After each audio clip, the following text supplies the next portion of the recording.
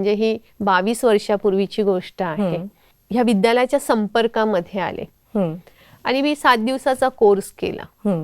त्यामध्ये राजयोगा मेडिटेशनचा ज्यावेळेस लेसन चालू होता, दीदींनी सहज सांगितलं की ईश्वर पिता जे आहेत त्यांच्याबरोबर तुम्ही सर्व संबंध जोडू शकतात. आणि मी अक्षरशः इतकं कुतूहलाने विचारलं, दीदी सर्व संबंध? तर दीदी म्हणे हो, अगदी सर्व संबंध. तर मला मित्र जे आहे हे बनवावे कधी लागलेच नाही. सहज कोणाबरोबर मैत्री होऊन जायची. मग मी विचार केला, मी ईश्वरांबरोबर मैत्रीचा भाव ठेवला तर, मित्रत्व मी त्यांच्याबरोबर निर्माण केलं तर. आणि मी माझ्या मनाशीच म्हणजे विचार करायला लागले, आपण किती छान आहोत ना. मी स्वतःलाच म्हणायला लागले, आपण किती छान आहोत ना. आज माझ्या जीवनामध्ये किती सुंदर प्रसंग निर्माण झालाय आणि तो केवळ त्या दीदींमुळे झालाय. की त्यांनी मला सांगितलं की तुम्ही ईश्वरांना माता, पिता, बंधू, सखा, आणखीन ह्याच्या पलीकडे सुद्धा नाते जोडू शकतात. अच्छा. पण माझ्यासाठी मित्राचं नातं अतिशय समर्पक राहिलं आणि मी त्यात खूप छान छान अनुभव घेतले. मग ह्या अनुभव करण्यासाठी तर मला जास्त काही कुठे तपस्या करावी लागली नाही, किंवा मला त्यांच्यासोबत बोलायचंय तर मग मला ह्याच ठिकाणी बसावं लागेल, मग वेळेचं काहीतरी बंधन येईल, असं काहीही नाही. मी तर कधी रस्त्याने चालता चालता पण त्यांच्याशी बोलायचे, मनातल्या मनात.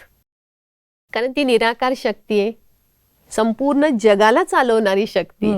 फक्त एवढंच आहे की ज्यावेळेस मी त्यांच्यावर बोलते ना, त्यावेळेस ह्या दुनियेला विसरून जाते.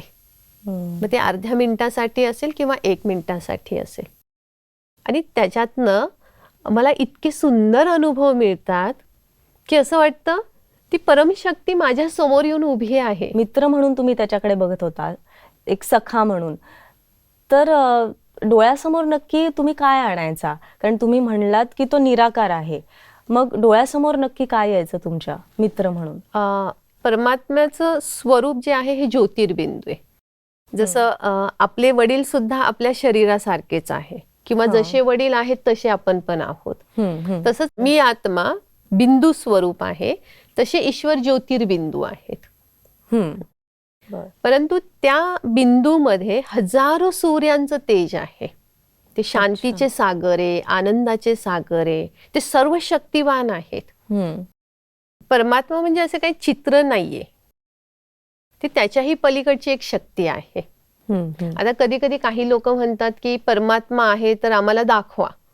ते दाखवण्याची गोष्ट नाहीये.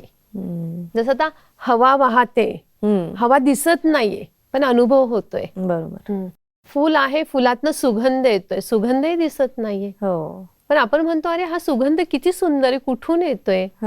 तसंच परमशक्तीचं आहे की परमशक्ती ही दाखवण्याची गोष्ट नाहीये, ही बघण्याची गोष्ट नाहीये, आणि ह्या डोळ्यांनी तर मुळीच दिसू शकत नाही, पण अनुभव करण्याची गोष्ट. आणि ज्यावेळेस तो अनुभव व्हायला लागतो ना, त्यावेळेस आपली अंतरात्मा जी आहे ती अतींद्रिय सुखाचा अनुभव करायला लागते.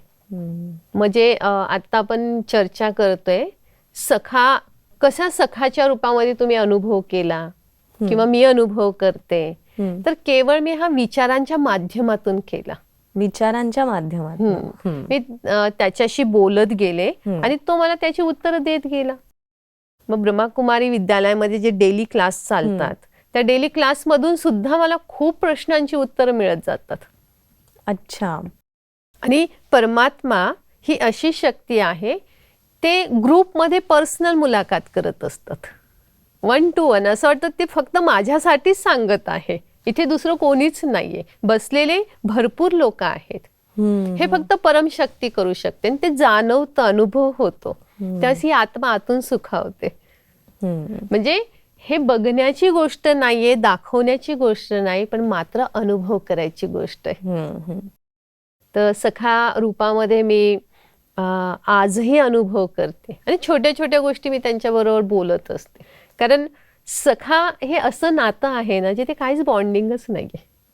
अगदी. कधीही कुठेही वडील म्हटल्यानंतर मनामध्ये येतं की नको, ते फार मोठे आहेत. त्यामुळे मला ते कधी भावलं पण नाही की मी ईश्वराला वडिलांच्या रूपामध्ये बघावं. पण खरं नातं तेच आहे आपलं. येऊया वंचिते वर